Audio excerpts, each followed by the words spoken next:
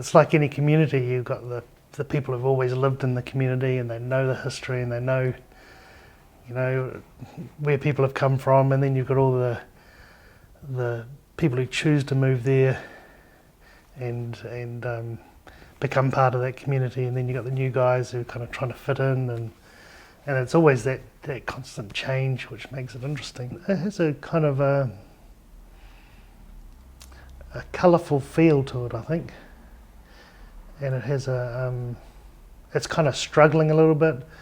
It's just keeping its head above water, but it's doing the best it can, and I think it'll all of a sudden be boom. That's the place to be. We're wedged between a sex shop next door and a fairly upmarket furniture sort of homeware stuff, and the clientele are completely different, but they both probably come in here as well. It's great sitting some days on a quiet day and watching the people that come in, park, where they go, next door here or next door there, and then over for a coffee over the road or to the garden bar, and it's interesting just sitting and watching people's habits and who they are and imagining their where they come from.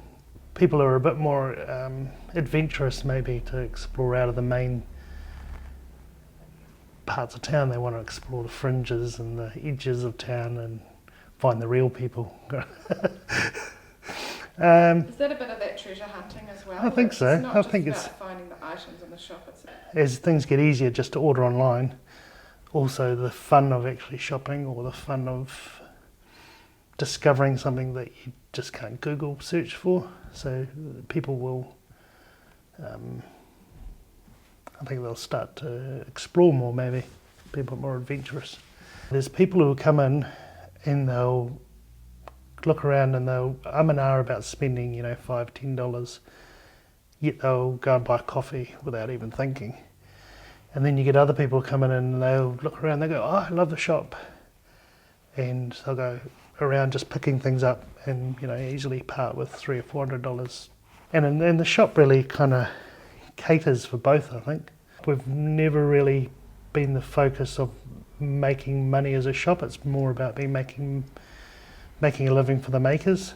So we only just cover we only just cover our expenses, really.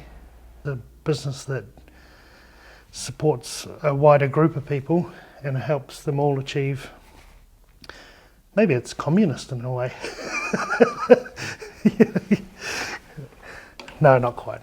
People come and go, and people drop in and check it out and drop out again, and people come into this area, do what they want to do, and then go home. There's a whole lot of movement of people, and all their personalities and characters, and which make this kind of ever-changing kind of environment or community, but it all gels somehow, or it kind of dissipates, then gels, and then dissipates, and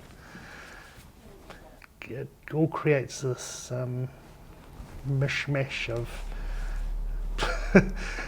of interaction, of connections, I guess. Hard to pin down what it is. It's like an essence of it's like a spice or a flavour. It's kind of the salt or the seasonings or something of a city.